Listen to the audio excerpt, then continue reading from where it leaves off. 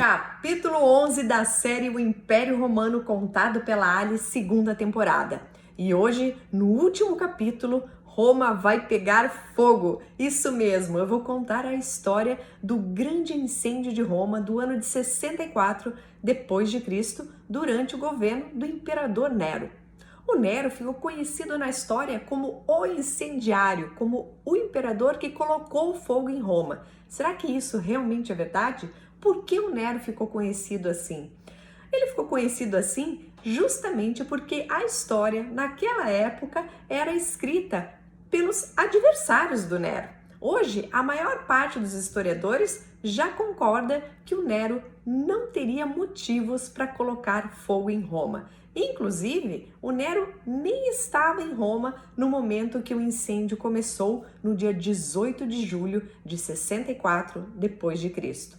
Com grandíssima probabilidade, foi um incêndio acidental que começou na região do Circo Máximo, segundo as descrições dos próprios historiadores da época. O Tácito escreveu que o incêndio começou em uma das botegas, ou seja, um dos bares e restaurantes que ficavam ao redor do Circo Máximo, e esse incêndio começou ali, se propagou com grande facilidade, porque era um dia muito quente, tinha um leve vento, o Circo Máximo naquela época era todo de madeira, e a madeira para queimar é super fácil, e ele foi se alastrando pelo Circo Máximo, se expandindo, durou 9 dias, gente. Roma foi praticamente destruída. Dos 14 bairros que existiam, 10 foram praticamente destruídos. E muita gente morreu também. Roma tinha mais de 1 milhão de habitantes nesse momento.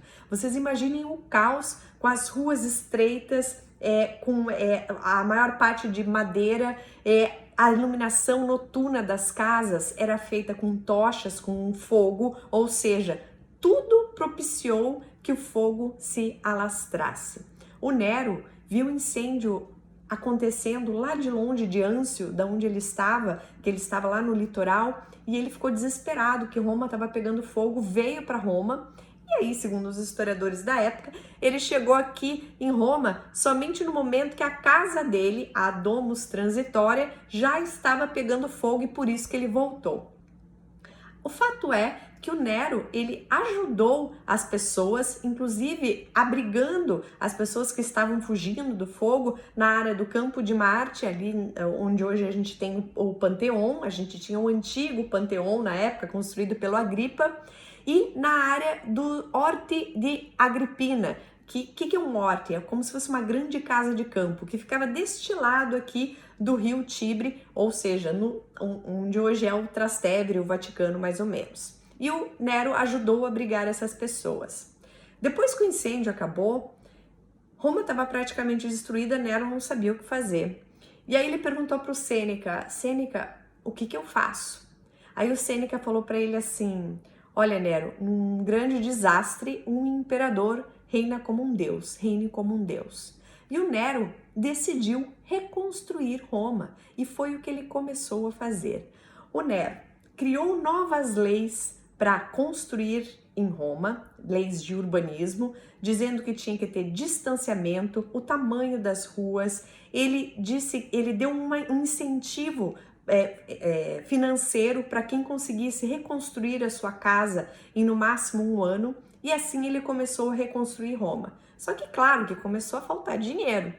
E aí o Nero começou a aumentar ainda mais as taxas, e a situação foi chegando num ponto tal que começou a ficar complicado para o Nero, e o Senado resolveu armar a morte do Nero, assassinar o Nero.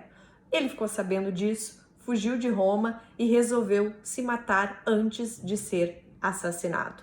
O Nero vai se jogar em cima de uma espada e disse que antes de morrer ele falou assim: o mundo está perdendo um grande artista. Porque afinal de contas, o Nero era apaixonado por teatro.